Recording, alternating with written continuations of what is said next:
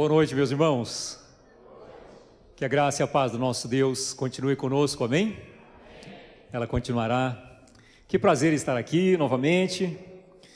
Olha, eu já deveria ter estado antes, mas Pastor Marcos nada de me convidar, então domingo à noite eu estava com muita saudade. Falei para minha esposa, já fazia tempo na verdade, né? Falei assim, vou lá no Marcos hoje, estou com saudade. E eu cheguei aqui e falei assim, você não vai me convidar para pregar mais não, mano? Aí ele me convidou. Tá vendo, Marcos? Meus irmãos, é muito bom estar aqui com todos, a gente se sente em casa e, na verdade, nos sentimos privilegiados de poder compartilhar parte daquilo que Deus tem dado aos nossos corações. Temos muitas pessoas aqui que faz tempo que nós não vimos, né? O Edson eu vejo quase toda semana, Edson. Rodolfo faz uns dias já com a família que eu não vejo. Tem tantas pessoas queridas aqui que a gente sente falta daquele abraço. Meus queridos, deixa eu colocar o meu cronômetro aqui. Eu espero que ele me ajude. Nem sempre ele me ajuda. Mas nós gostaríamos de compartilhar hoje uma mensagem que se encontra no Evangelho de São João, capítulo 8, que tem falado muito ao meu coração já há alguns meses. Essa é uma palavra que já está na nossa maneira de interpretar o texto bíblico como um todo, é um eixo de interpretação das Escrituras. Mas às vezes alguns textos eles ficam tinindo no coração da gente, eles voltam e voltam e voltam. E eu gostaria de compartilhar com os irmãos hoje, nessa noite, esta reflexão, que é aquele encontro de Jesus com uma mulher que foi flagrada em adultério. E às vezes eu estou ouvindo a Bíblia, hoje eu tenho tido bastante o hábito de ouvir a Bíblia, às vezes de madrugada, 4 horas da manhã eu perco o sono e eu ligo o celular bem baixinho, deixo escuro, né, e fico no ouvido. E é interessante, e um desses momentos eu estava ouvindo justamente essa passagem e me coloquei assim a chorar por adentrar na experiência dessa mulher. Antes de avançar, vamos ler o texto, né? E aí a gente consegue avançar na medida em que eu vou comentando também a nossa experiência. Vejamos nós, meus irmãos, o que diz no Evangelho de João, capítulo 8, nós vamos ler alguns versos, até o verso 11, diz assim: então cada um foi para a sua casa, é um encontro anterior de Jesus. Então esse momento que nós vamos ler aqui, é um momento dentre outros de um mesmo contexto. Jesus está falando com as multidões, ele está deixando muito claro o seu ensino, e ele já está sofrendo um enfrentamento dos fariseus, porque a mensagem de Jesus ela tem uma diferença em relação à mensagem dos fariseus e em relação à expectativa que se esperava de suas mensagens. Jesus já está numa situação aqui desconfortável, e agora ele volta e ele reforça o seu ensino. Então é muito importante que a gente compreenda que o que Jesus está dizendo aqui se dá exatamente num contexto de ousadia, num contexto de hostilidade, num contexto em que não poucos diriam, eu tenho algo para falar, mas não vai ser agora, porque agora não é o melhor momento, assim, é desconfortável, não é? Então Jesus está num contexto de hostilidade, ele já vem sendo enfrentado pelos fariseus, pelos mestres da lei, e depois do capítulo 8, esse enfrentamento vai continuar. Vejamos nós então, Jesus porém foi para o Monte das Oliveiras. Ao amanhecer, ele apareceu novamente no templo, onde todo o povo se reuniu ao seu redor e ele se assentou para ensiná-lo. Embora seja desconfortável, ele amanheceu e foi lá para o templo. Era momento de ensinar, era momento de pregar a palavra. O apóstolo Paulo fala sobre isso, de pregar a palavra em tempo, fora de tempo, de pregar a palavra com ousadia. E Jesus foi para o templo para ensinar, e uma multidão se assentou em volta de Jesus. Continua dizendo o texto: os mestres da lei e os fariseus trouxeram-lhe uma mulher surpreendida em adultério e fizeram-na ficar em pé diante de todos. Aqui cada palavra é preciosa. O texto diz assim: os mestres da lei e os fariseus.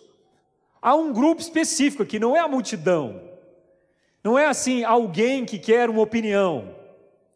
São os mestres da lei, são pessoas profundamente conhecedoras das Escrituras Sagradas. E eles trouxeram quem? Uma mulher. E o texto, ele diz, flagrantemente, foi flagrada em adultério. Ela foi flagrada em adultério, surpreendida em adultério, surpresa. Estava acontecendo uma relação extraconjugal adulterina. E esses mestres da lei e fariseus encontraram este momento, eles estavam esperando esse momento, quem sabe até planejaram esse momento. É o que nós estamos dizendo, eles querem alguma coisa para contrapor a mensagem de Jesus. Então eles encontraram, essa mulher foi surpreendida, não foi acidental. Foi uma mulher surpreendida em adultério, e fizeram-na ficar em pé diante de todos, aquele espetáculo. E é nesse momento em que eu me posto a pensar sobre essa mulher. Eu me posto a pensar no que se passa no coração. A mulher, ela está dentro de um cenário de intimidade, um cenário de adultério, mas de intimidade, um cenário, a intimidade, a privacidade. Ela está ali sem maiores expectativas de surpresas. Na condição humana, numa condição de erro, mas numa condição humana. E de repente ela é arrancada daquela situação, dentro de uma sociedade onde isto recebe uma gravidade das maiores. Então, a partir desse momento, o desespero toma conta do coração dessa mulher, porque foi flagrante, ela é arrancada do cenário, ela é arrancada daquele quarto, daquela cena. De um momento de privacidade, de segredo, ela é arrancada, ela é levada para o meio de um furacão. Ela é arrastada para o meio da multidão. E por quem? Pelos mestres da lei, pelo fariseu e pelos escribas. Para o meio de todos. E o texto continua dizendo, disseram a Jesus, mestre, esta mulher foi surpreendida em adultério. Na lei, Moisés nos ordena apedrejar tais mulheres. E o Senhor, o que diz? Que situação, meus irmãos. Que difícil. Mestre, essa mulher foi flagrada em adultério. Eles têm segurança no que eles estão dizendo. Eles têm testemunhas. E agora eles colocam Jesus diante de um cenário em que se requer dele um posicionamento diante da lei de Moisés.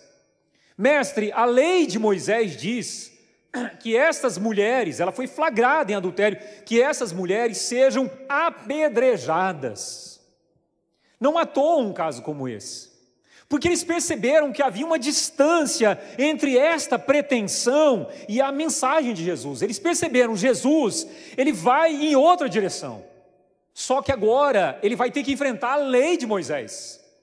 Porque ele diz que não veio para mudar a lei, mas para cumpri-la, que até o que o céu e a terra passe, nenhum tio da lei deve ser revogada. Pois bem, se ele diz isso, nós temos aqui um caso para que ele nos resolva. Por quê? Porque eles perceberam, há algo em Jesus que vai em outra direção. Ele é leniente em relação à lei. Ele passa pano, ele passa a mão. Ele recebe gente que, olha, não deveria nem tocar em nós. Em outro momento, aqui no Evangelho de João, no capítulo 8, inclusive, eles dizem, olha, essa plebe que não conhece a lei, segue Jesus. Mas vocês já viram um fariseu, alguém que conhece a lei, alguém que tem entendimento, alguém que não é leigo, seguir esse homem? Esse homem é um herege, esse homem é um desserviço. Esse homem, na verdade, ele está desencaminhando a todos. Eles têm segurança em relação ao cenário que foi apresentado. Então eles percebem algo em Jesus que não confirma a lei de Moisés. E é por isso que eles trazem a mulher para Jesus. Há uma regra na argumentação jurídica, na argumentação do direito, que diz o seguinte, Édipo: nunca faça uma pergunta para a qual você não tem a resposta.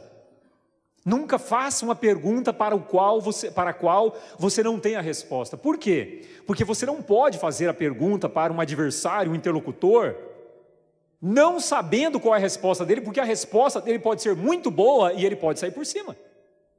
Essa é a ideia. Então eles têm uma segurança que não, agora não tem como Jesus escapar. Ou ele se contrapõe a Moisés, ou ele vai na contramão da índole da sua mensagem. Então é por isso que eles perguntam: mestre, essa mulher foi flagrada em adultério. E o Senhor, a lei diz que essas mulheres devem ser apedrejadas. E o Senhor, o que diz? E ali o que acontece é o seguinte: eles estavam usando essa pergunta como armadilha, a fim de terem uma base para acusá-lo, uma base, um fundamento. E essa acusação é uma acusação formal. Ele estaria se contrapondo a uma legislação que contrapor-se como mestre implica numa acusação de insurreição, de revolução, de desobediência, de desacato. E aí o texto continua dizendo, eles estavam fazendo então para provocar Jesus. O texto continua dizendo: mas Jesus inclinou-se e começou a escrever no chão com o dedo. Jesus inclinou-se e começou a escrever no chão com o dedo. A imagem que a gente tem aqui, que era um solo arenoso, né, de areia, e ele começou a escrever alguma coisa. Algumas traduções diz desenhar com o dedo. Eu prefiro a tradução que diz escrever. Escrever mesmo. A não ser que fosse um desenho que realmente, é que na areia não dá para desenhar muito bem, a não ser que ela esteja bem úmida, né? E mesmo assim, eu imagino que Jesus começou a escrever algo ali, e diante daquela pergunta, esperava-se que Jesus viesse a se pronunciar, a explicar a lei, porque a comunidade judaica, a tradição judaica, ela é pródiga, ela é riquíssima na compreensão da lei. Ela pode dissertar para todos nós aqui durante horas e horas e horas e horas sobre a lei. Então esperava-se que Jesus, em outro momento, dando aulas com 12 anos de idade sobre a lei, que Jesus fosse ali criar realmente uma explicação jurídica, né, e fundamentar o seu posicionamento. Mas ele se inclinou. Visto que continuavam a interrogá-lo, ele se levantou e lhes disse. Então, continuou a interrogação: Senhor, está escrevendo aí, e aí? A pergunta ainda está no ar. Qual é a resposta? O que o Senhor diz? Porque ele é mestre, ele tem uma multidão em volta dele, ele tem um débito para com essa questão. E é isso que eles estão requerendo. O Senhor está devendo aqui uma resposta. O Senhor está ensinando. E aí é que Jesus disse: aquele que não tem pecado, se algum de vocês não tiver pecado, seja o primeiro a atirar a primeira pedra. Aquele que não tiver pecado, seja o primeiro a atirar a pedra. Que mensagem, meus irmãos? Que mensagem? Qual é o significado dessa mensagem? Aquele que não tiver pecados, atire a primeira pedra. À primeira vista, e eu não digo que isso não seja, o que o texto está dizendo é que só pode executar a lei quem não tiver pecado. Mas qual é o resultado dessa fórmula? Nós poderíamos ter resultado em dois planos. Em primeiro lugar, num plano moral. Toma vergonha. Você também comete erros que poderiam ensejar punições graves. E se não punições civis, a desgraça, a maldição, ou um castigo divino. E agora está querendo cobrar. Mas nós temos um problema, meus irmãos. É que se a lei só pudesse ser executada por pessoas que não têm pecado nenhum, como é que ficaria? Ela subsistiria? Se a lei só pudesse ser executada por quem não tem pecado, aquele que não tiver pecado, atire a primeira pedra. Muito bem. Em qual situação a lei poderia ser executada? E aí, o que o texto diz? Ele diz que Jesus, ele fala isso, né? E depois ele se inclina novamente. Inclinou-se novamente e continuou escrevendo no chão. Inclinou-se novamente e continuou escrevendo no chão. Quem de nós apanharia a primeira pedra? É suficiente para desfazer aquele tribunal. Não é verdade, irmãos? É suficiente para desfazer aquele tribunal. E isso já deveria reorientar as nossas vidas. Mas há algo ainda que fica pendente. Mas vamos reorientar as nossas vidas, meus irmãos? Em primeiro lugar é isso, a autenticidade. A nossa vida tem que ser autêntica. Como é que poderemos querer e desejar apedrejar a vida alheia, se nós também, se fôssemos sondados em nosso interior, se fôssemos revelados e flagrados também em momento oportuno, estaríamos no mesmo contexto. O que Jesus está cobrando ali é autenticidade. E há algo extraordinário aqui.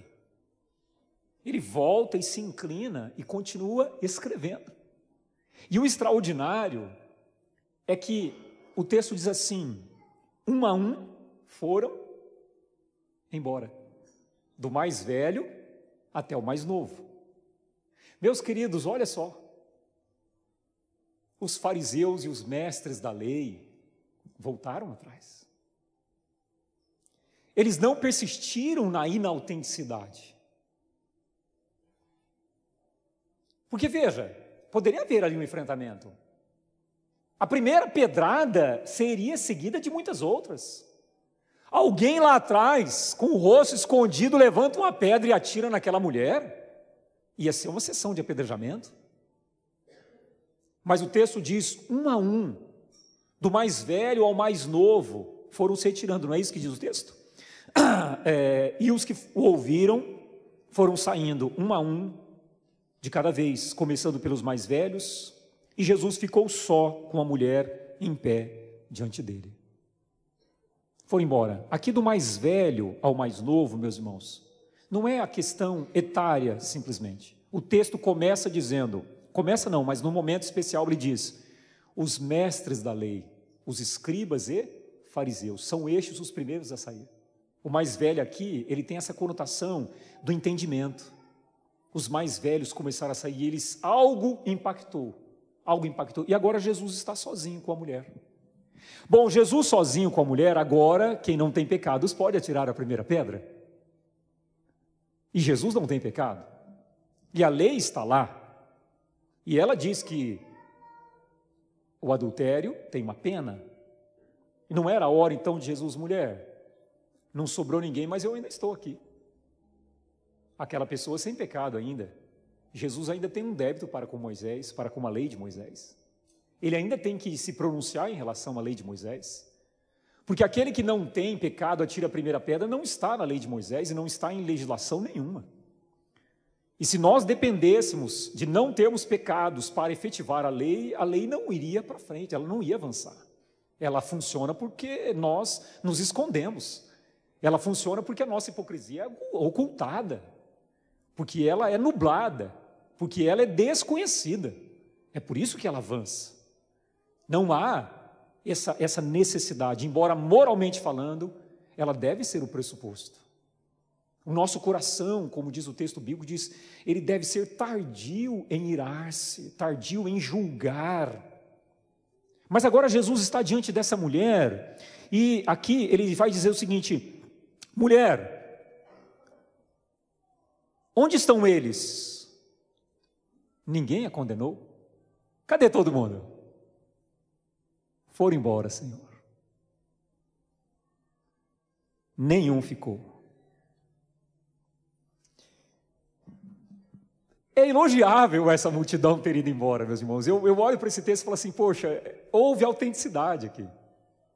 Foram embora. Fizeram um espetáculo, um escarcéu, mas eles não avançaram. É elogiável. E aí Jesus, cadê eles? Foram embora, Senhor. Tomaram vergonha na cara. Né? Nem eu também te condeno, minha filha. Vai e não peques mais. E aqui Jesus pronuncia o perdão em relação àquela mulher que estava desesperada. Jesus, ele assume essa posição, o Filho do homem, ele assume essa posição, o verbo divino, ele assume a posição, o intérprete da lei, e ele está dizendo, mulher, eu agora como representante de Deus também não te condeno. Nós poderíamos identificar o acento, mulher, eu não te condeno, ou vai e não peques mais. Mas na nossa leitura, quando Jesus fala, mulher, eu também não te condeno, é aonde está o acento, é aonde está a gravidade do texto, é aonde está o ressalto do texto, mulher, eu também não te condeno, vai e não peques mais. Não é necessário falar para essa mulher, não peques mais, é necessário falar para a gente. O texto registra para que nós compreendêssemos isso. Compreendêssemos, inclusive, a natureza do que Jesus está dizendo. Jesus não está dizendo, continue na mesma vida, está de boa. Mas para aquela mulher em específico não seria necessário. Aquela mulher passou a uma linha da morte. Ela passou muito próxima de um apedrejamento. Se nós abrirmos a internet e procurarmos, vamos ver o que é o apedrejamento, a morte por lapidação.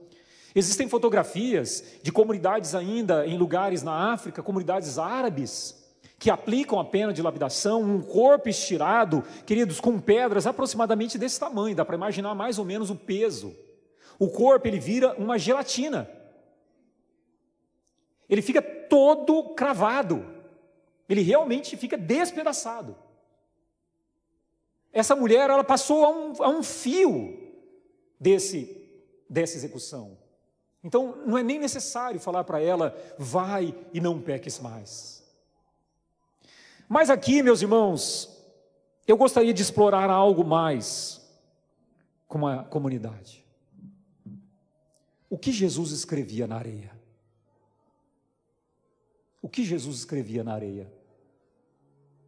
Existe algo que ele falou.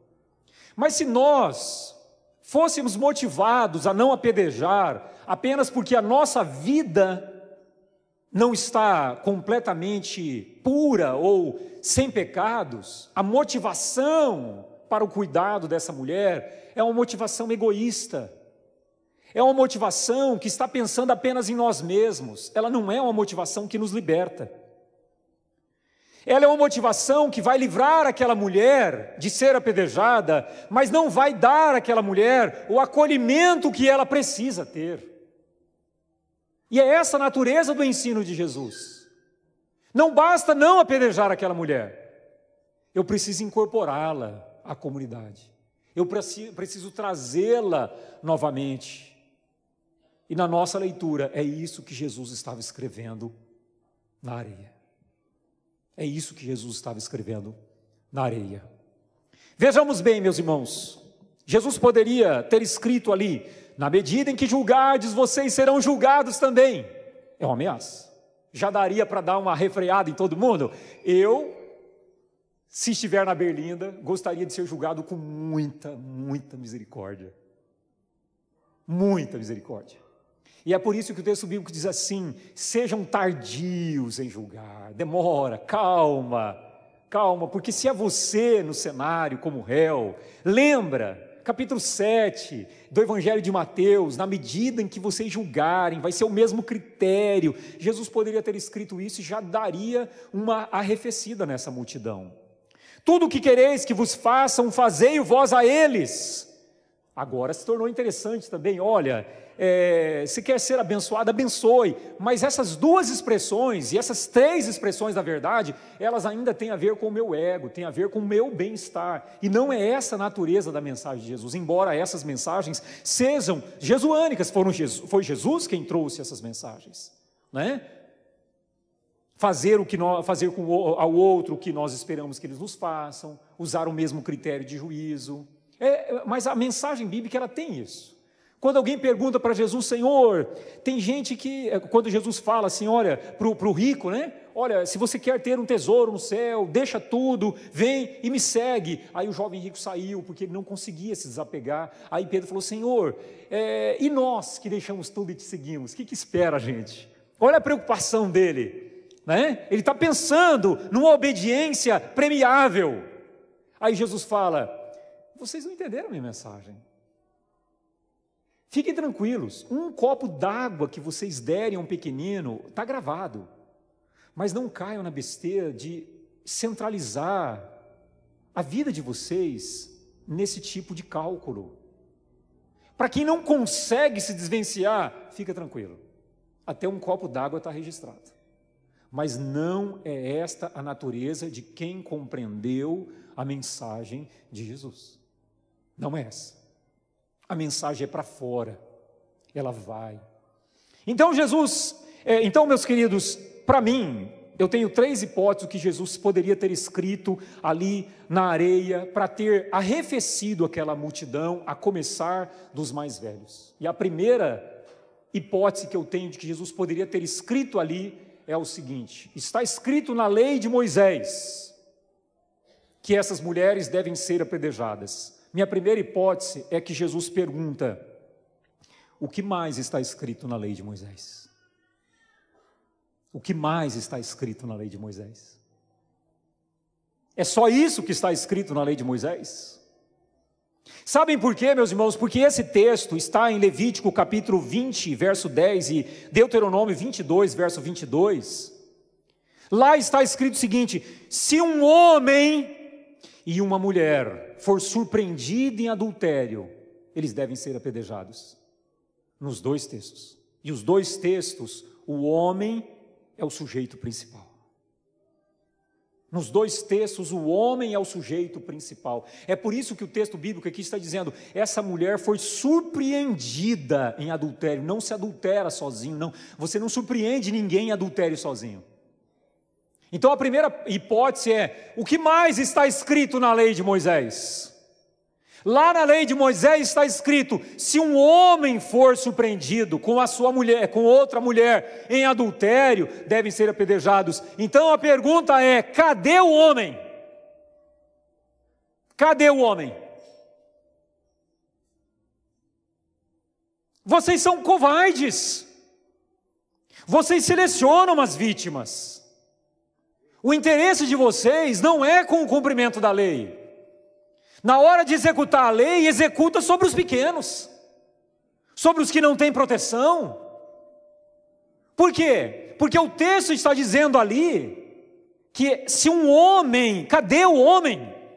Se foi surpresa, não tem como não trazer esse homem, não tem razão de não trazer esse homem. O que eu estou passando para a sociedade? Quando eu deixo de punir as pessoas que são realmente, estruturalmente falando, um câncer, e eu pego os pequeninos. O que mais está escrito? A preocupação de vocês não é com a lei. A preocupação de vocês é usar a lei para os caprichos de vocês. É terrível, meus queridos. Porque a preocupação não é com a totalidade. A Torá, que é o que está sendo reclamado aqui, a lei de Moisés, ela é vida. O significado da palavra Torá nem lei é caminho, caminho de bênção. É a palavra Torá que está lá no primeiro salmo, que diz que aquele que se deleita na palavra do Senhor é como uma pessoa que está plantada junto a ribeiros de águas. A sua vida é vitalícia. Ela está cheia de flores, cheia de vida. A Torá é um caminho de vida. Mas um caminho de vida, como a Torá, pode ser usado também para esmagar a vida alheia, para transformar Deus em um carrasco. O que mais está escrito na lei? Nós não podemos ser seletivistas e nem covardes. E é isso que Jesus está dizendo. Cadê o homem? Cadê o homem? Segunda hipótese, meus queridos, que a nossa raça é covarde, queridos. A nossa raça é covarde. É fácil colocar o sino no pescoço do rato, mas tem que colocar o sino no pescoço do gato. Nós temos que, na verdade, dar o exemplo. O que eu estou dizendo para as filhas, para as minhas filhas, dentro desse cenário? Só a mulher é esmagada? Eu estou dizendo que as mulheres não têm valor, eu estou dizendo que as meninas não têm valor. Eu estou dizendo que a lei, na verdade, não tem preocupação em relação à dignidade da mulher. Eu estou dizendo que, na verdade, o homem tem uma desculpa. Nós tivemos um caso, aconteceu alguns anos atrás, em que uma menina saiu de casa, o avô dela pediu para ela ir à mercearia, ela foi até a mercearia, comprar alguns apetrechos, e ela foi estuprada por 5 homens. E aquilo foi levado a um tribunal popular, e vejam bem o resultado. A menina foi condenada, porque ela estava sem o véu. a culpa recaiu sobre a menina.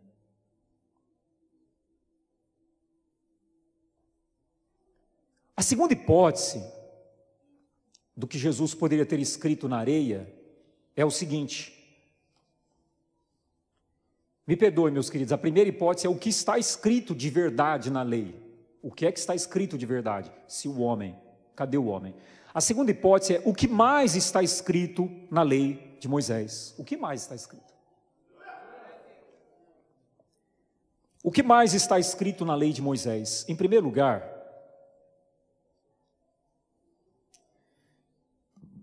esse é um texto de difícil apreciação, pastor Marcos. Mas é simples também, para nós do Novo Testamento.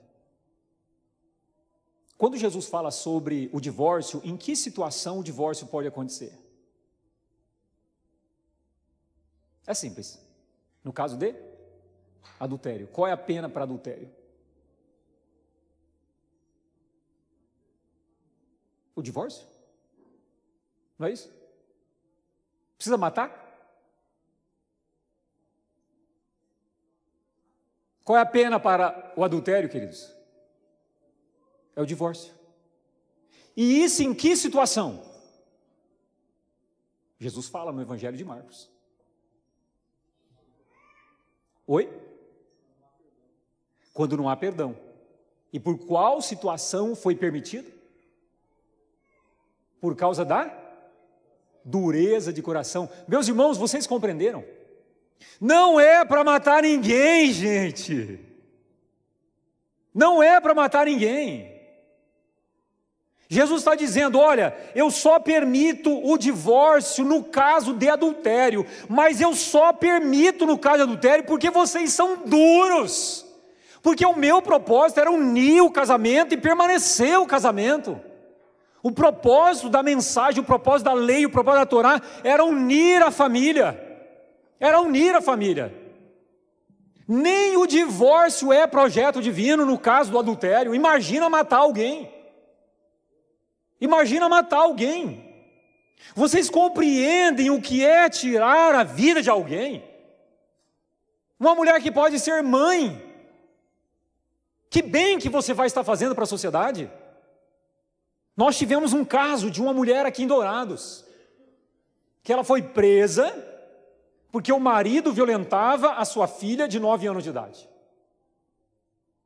O marido violentava a criança e ele foi preso. Aí a vizinhança, não contente, não estou dizendo que deveria estar contente, denunciou a mulher. A mãe sabia e ela foi presa. E aí o que aconteceu com a mãe? Algumas horas depois, Alisson, ela foi encontrada enforcada. A pergunta que se faz é, com 4 filhas, que bem social eu fiz? Meu Deus do céu. Uma criança de colo, 2 crianças intermediárias e a menina abusada de 9 anos de idade. Não é para matar, meus irmãos, o que Jesus está dizendo aqui. Não era para matar a lei. Eu vou explicar isso aqui um pouquinho mais. Mas Jesus está dizendo, olha, mesmo no caso do adultério, a obrigação é o perdão. E eu só permito o divórcio porque vocês são duros. O que ele está dizendo ali, vocês deveriam ser perdoadores. E para dar prova de que isso é possível, o que mais está escrito na lei? Deus nos deu exemplos. Deus nos deu exemplos. Tem um profeta que ninguém de nós gostaríamos de estar na pele dele. O profeta Oséias. E Deus fala assim, Oséias, vai lá no puteiro. Escolhe a menina, casa com ela. Ele foi. Encontrou uma menina que era dado à prostituição. E ele a purificou, e a resguardou, e ele se apaixonou por ela. E aí ele se casou com ela. E passou o tempo, os hábitos retornaram, e ela voltou para a vida sexual lasciva. E ela adulterou, E Oséias sofreu. E agora Deus fala assim para Oséias: Oséias, volta lá e traz ela de volta. Ela vive a miséria, porque é o que espera nesse lugar. E é isso que nós precisamos compreender também, meus irmãos, que é o lugar de miséria, que é um lugar de escravidão, e é essa a mensagem de Jesus. E quem não compreendeu isso é digno de maior misericórdia da nossa parte.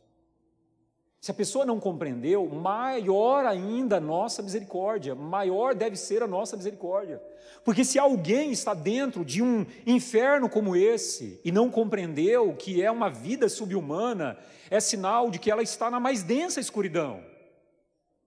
Então, ali o texto está dizendo que Deus fala para Oséias: vai lá e traz ela de volta, e traz ela de volta. E aí recupera todo aquele cenário, e ela, se limpa novamente, e passa o tempo, e ela se casa novamente com o profeta Oséias, e depois ela não suporta, e ela volta para a vida de prostituição. E aí Deus fala para Oséias: Oséias, vai lá novamente. Vai lá novamente. E aí, nós precisamos de alguém explicar: pera lá, é para apedrejar ou é para perdoar? Percebe, meus irmãos? É para apedrejar ou para perdoar? Porque é o próprio Deus que está... E agora, veja bem, Deus está dando mau exemplo, E depois ele fala assim: vocês são assim, sem vergonha na cara.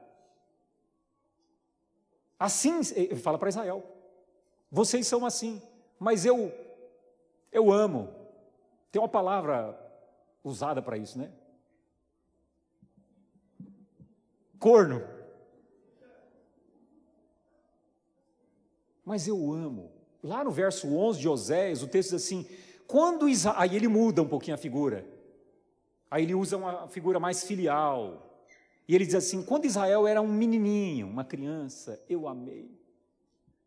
E do Egito chamei, com cordas de amor o atraí. Esse é o amor divino. Esse é o amor divino. Mas a primeira ilustração que ele usa é a ilustração da adúltera.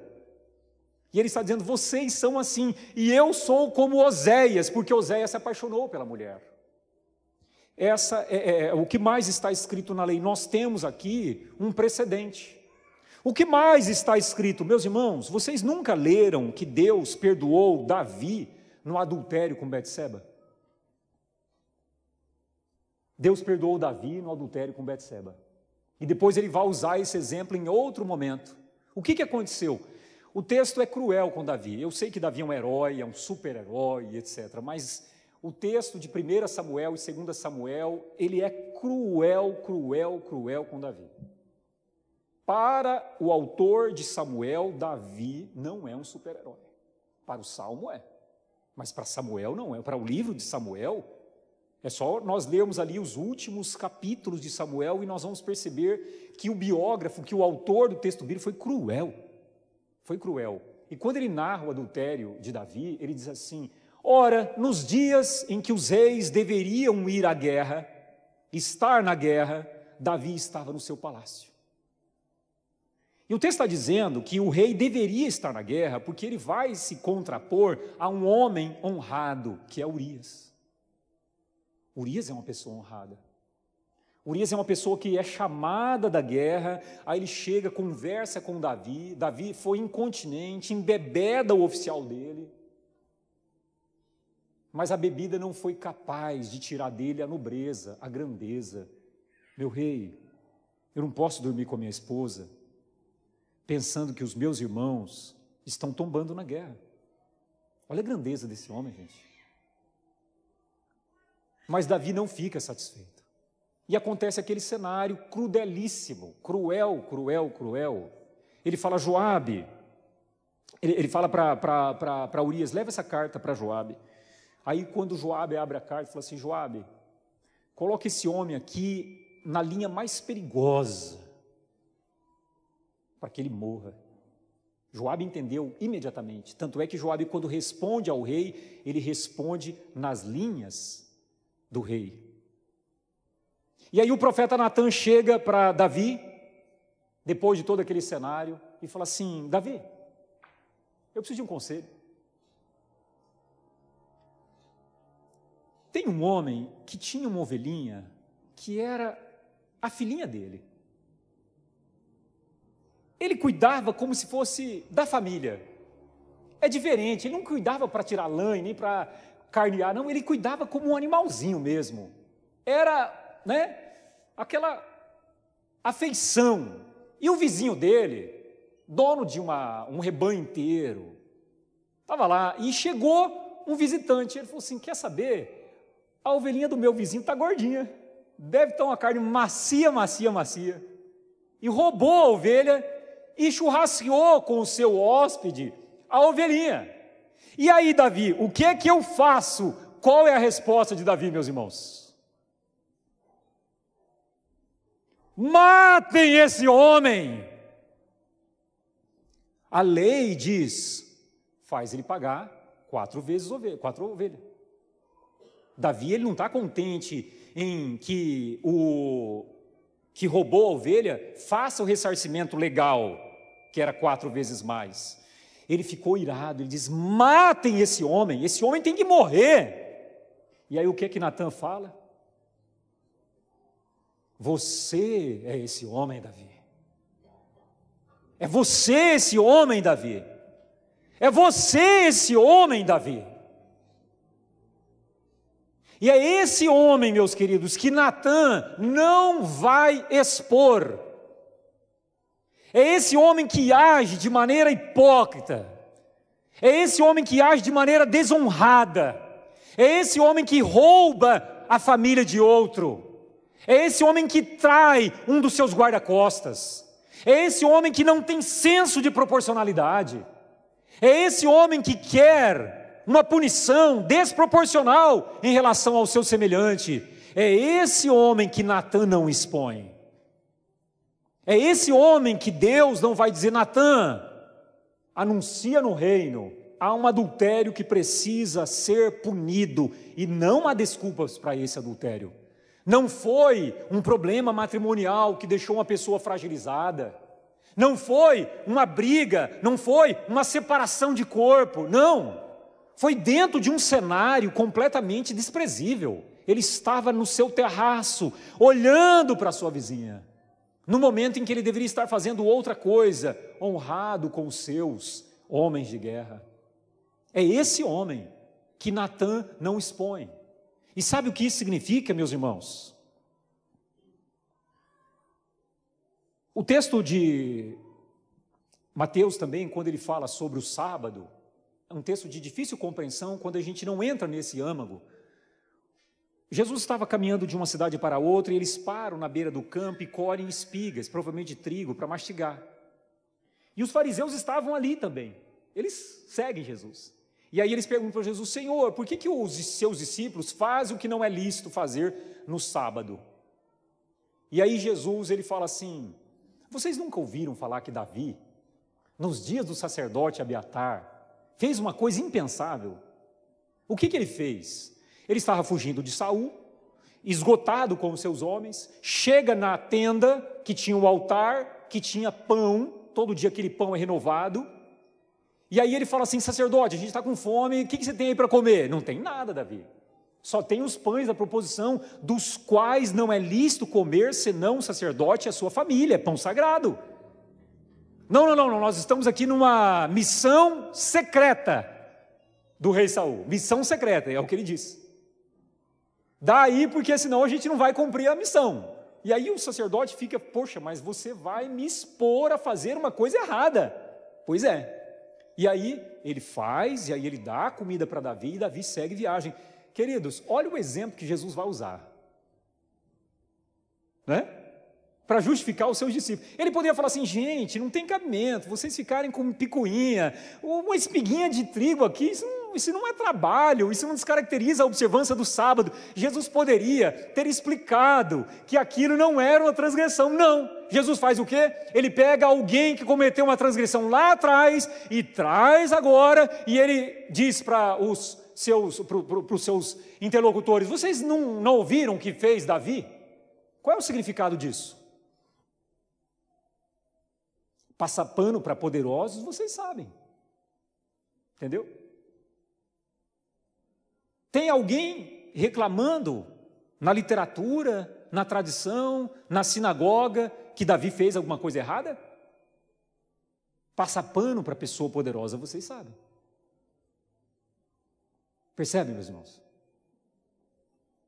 E para finalizar,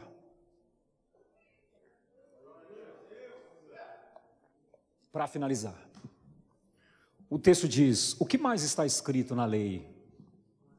Não fareis acepção de pessoas. Cuidem das viúvas, dos órfãos e dos pequeninos. E vocês estão querendo fazer mais órfãos, mais viúvas e mais pequeninos. Vocês não pararam para pensar que vocês estão querendo tirar a vida de alguém? Não é para fazer órfão, é para cuidar do órfão. Não é para fazer viúva, é para cuidar da viúva. Não é para desterrar a vida alheia, é para cuidar, é para acolher. Sabe o que está acontecendo, meus irmãos? Jesus poderia ter perguntado: como é que vocês descobriram que essa mulher estava em adultério justamente hoje? Vocês estavam cuidando, né? Vocês estavam cuidando, né? O que vocês fizeram antes para restaurar essa família? O que vocês fizeram para isso não acontecer? Quais foram as medidas da Torá que vocês adotaram para cuidar dessa casa?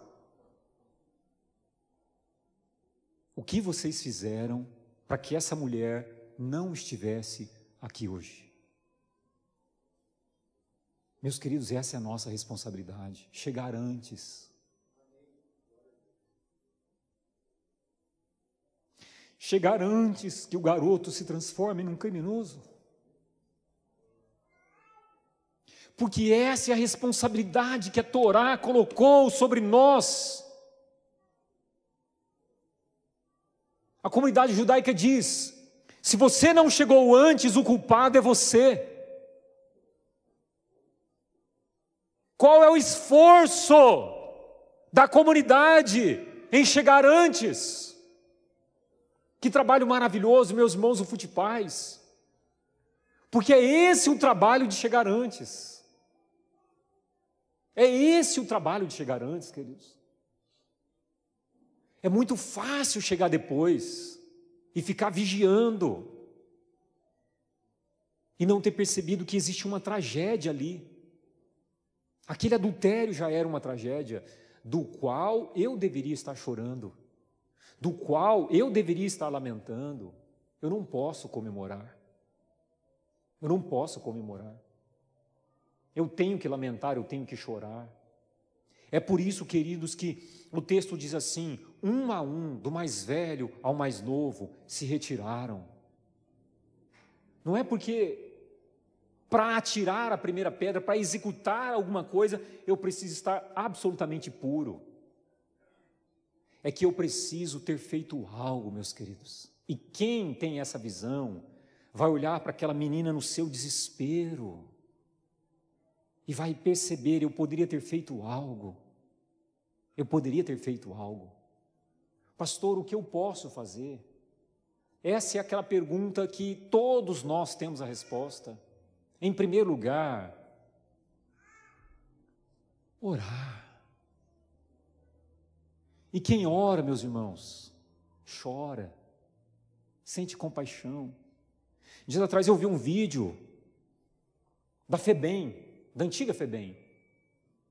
Crianças de 4, 5 e 6 anos presas em um presídio. 1990. Meus irmãos, 2000 anos depois da mensagem cristã. Como é que nós podemos conceber uma gaiola para crianças de 4 e 5 anos de idade? Quão monstruosos nós somos, meus queridos. Eu fico pensando, aonde o Ministério Público estava? Aonde a Defensoria estava? Aonde a igreja estava? A Igreja Católica, que é muito forte, que tem voz. Hoje a Igreja Evangélica, que tem voz. Aonde nós estávamos? Como é que nós dormíamos sabendo que haviam gaiolas para crianças de 4 anos de idade. As crianças estão lá no cultinho, né? Senão nós veríamos aqui o que é uma criança de 4 anos de idade, meus queridos. É impensável, é impensável, é impensável. Aquelas crianças dizendo: eu não tenho pai, meu pai me bate, eu fui defender minha mãe. E não esperemos encontrar sempre uma desculpa que vai acolher o nosso, que vai convencer o nosso coração. Não há razão para justificar um presídio de crianças de 4, 6 anos de idade. Não existe, queridos. Em uma outra cena, mostrava uma juíza dando uma bronca numa criança de 6 anos de idade, dizendo o seguinte: se você continuar no crime, filho, o crime vai te matar. E o mesmo vídeo coloca que 8 meses depois, a criança foi encontrada assassinada. Aqui a pergunta para Jesus, que Jesus deixaria para esses fariseus é: aonde vocês estavam antes? Aonde vocês estavam? É essa mensagem que é capaz de nos tirar daquele cenário. Não pode ser apenas aquele que não tem pecados atire a primeira pedra, porque aí nós estaríamos pensando apenas em nós mesmos. É preciso reconciliar essa mulher. É preciso trazê-la de volta. É preciso perceber que ela, se não é mãe, pode ser mãe. Mas ela é filha. Ela é irmã. Ela é alguém que quer reconciliar. E é isso que Jesus fala para aquela mulher: mulher, cadê os teus acusadores? Foram embora, Senhor. Nem eu também te condeno, minha filha. Nem eu também te condeno. Jesus é Deus, queridos. E ali Deus está dizendo para aquela mulher: eu também não te condeno. Ali, o coração de Deus, a interpretação da lei está dizendo, a motivação da lei, o espírito da lei, a essência da Torá está dizendo: eu também não te condeno, minha filha. Eu não criei aquele mandamento para te apedrejar, minha filha. Não entenderam. Aquilo foi para defender as famílias. Aquilo foi para impedir a dissolução das sociedades conjugais, para impedir o matrimônio, mas de maneira preventiva, era para chegar antes. Deus está dizendo para aquela mulher: nem eu também te condeno, minha filha. E se eu já perdoei Davi, que foi muito mais cruel, alguém que tinha um conhecimento profundo de Deus, mas que agia de maneira tão vil. Naquele cenário ele agiu de maneira vil, de maneira irresponsável. Depois de ter matado o marido de Betseba, ele ainda era capaz de querer a morte de alguém que comeu a ovelha do vizinho. Olha o coração de Davi, pastor Marcos. Ele matou Urias e ainda é capaz de matar mais. E se Deus foi capaz de perdoar Davi, quanto mais aquela menina que foi surpreendida e que foi levada para Jesus. Amém, meus queridos?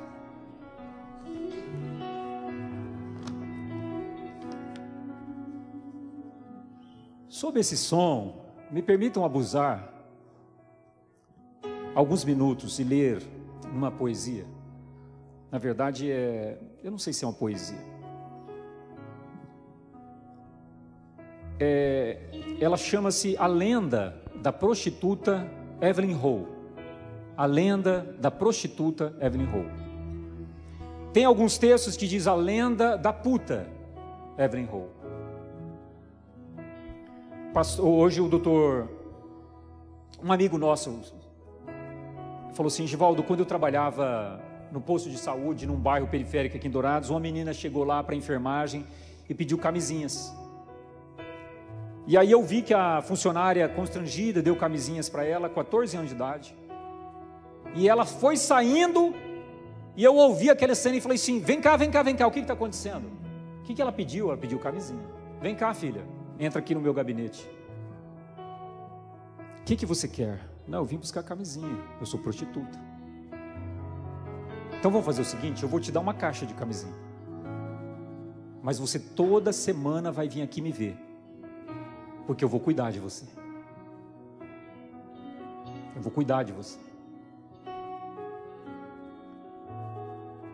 A lenda da prostituta Evelyn Howe. Quando veio a primavera e o mar ficou azul, a bordo chegou com a última canoa a jovem Evelyn Howe. Usava um pano sobre o corpo que era bonito, bem vistoso, não tinha ouro, não tinha enfeites, exceto um cabelo generoso. Seu capitão, leve-me à Terra Santa, eu tenho que ver Jesus Cristo. Venha junto, pois somos tolos. Você é uma mulher, nós nunca vimos mulher assim. Ele recompensará, eu sou uma pobre garota, minha alma pertence a Jesus. Então pode nos dar o seu corpo, pois o seu Senhor não pode pagar, ele já morreu, dizem, lá na cruz. Eles navegaram com sol e vento, e Evelyn Howe amaram. Ela comia o seu pão e bebia o seu vinho, e nisso sempre chorava. Eles dançavam à noite, dançavam de dia, não cuidavam do timão. Evelyn Howe era tímida, suave, e eles eram duros, não tinham coração.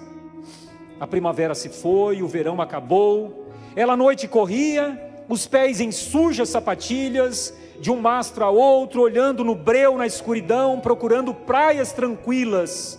A pobre Evelyn Howe. Ela dançava à noite, dançava de dia, ficou quase doente, cansada. Seu capitão, quando chegaremos à cidade sagrada?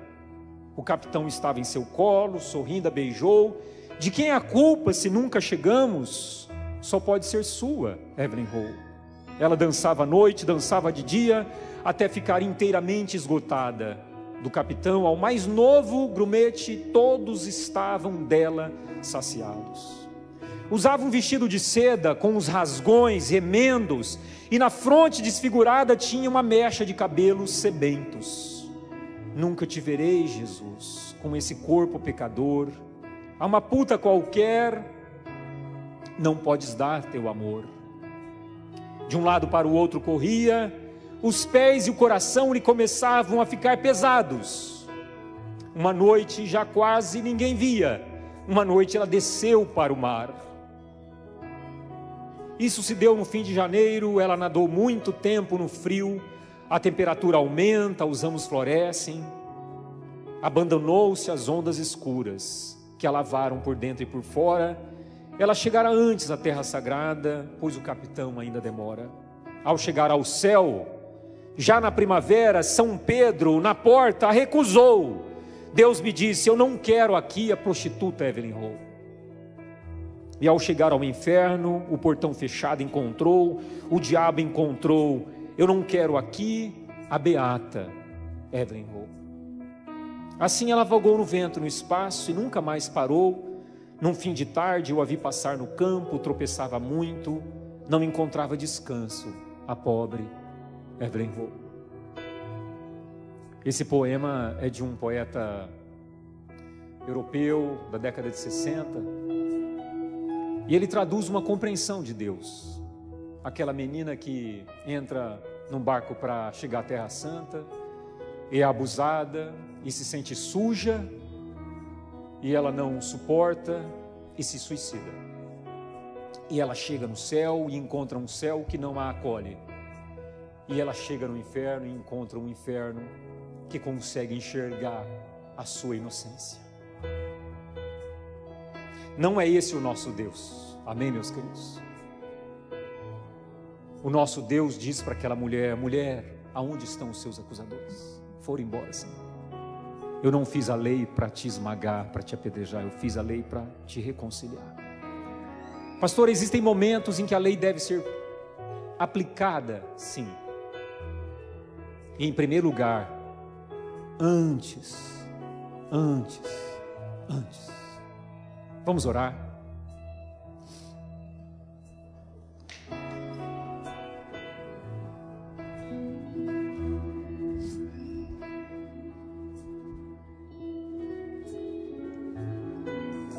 O que o texto bíblico pergunta para cada um de nós, meus irmãos, é se nós compreendemos o chamado, a nossa vocação, O apóstolo Paulo fala que Deus estava em Cristo, reconciliando consigo mesmo o mundo e o mundo consigo mesmo. O nosso chamado é o chamado da reconciliação. E hoje eu não gostaria de ir longe explicar que a mensagem não é passar pano no pecado, porque se nós não compreendemos que essa mensagem não é sobre isso, algo grave está acontecendo em nossos corações. O que o texto está nos chamando é compreendermos profundamente o propósito do coração divino, que os nossos corações não podem estar endurecidos, E se Jesus fala que nesses casos nós deveríamos ainda assim, se fosse no nosso matrimônio, perdoar, quanto menos ainda nos justificaria se o nosso ímpeto fosse apedrejar. O propósito divino, meus queridos, é a reconciliação. Compreendemos isso, que o propósito divino é a reconciliação, seremos nós capazes de chegarmos antes, e nós podemos chegar antes, meus queridos, vendo todos os caminhos que conduzem a um precipício, e clamarmos a Deus por aqueles que estão caminhando em direção a esse precipício, e buscarmos e chorarmos com misericórdia, como diz o profeta, Deus no profeta Ezequiel: eu procurei alguém que se colocasse na brecha entre mim e esse povo, mas não encontrei. Que encontre em nós, que a gente chegue antes, que nós amemos, que a gente venha amar, e quando houver o naufrágio, que nós tenhamos a capacidade de chorar e dizer: não cheguei a tempo. Quando houver o naufrágio, que a gente saiba dizer: meu Deus, me perdoa, eu não cheguei a tempo. Que seja assim, ó Deus, que o Senhor nos ensine nessa noite a orar, e orando chegar a tempo, e a investir em nossas crianças, e a investir, ó Deus, em toda e qualquer situação em que podemos agir de maneira preventiva, e que o nosso coração não nos dê descanso se nós não amarmos a prevenção, se nós não orarmos por prevenção, se nós não construirmos a prevenção. Que nós possamos, ó Deus, visitar essa mulher antes, ó Deus, e amar o ser humano, essa mulher, essa filha, essa esposa, essa menina, essa criança, essa adolescente, esse ser humano que o Senhor ama, ó Deus, que o Senhor ama. Faz assim, ó Deus, nós queremos aprender do Senhor, em nome de Jesus. Amém, pastor.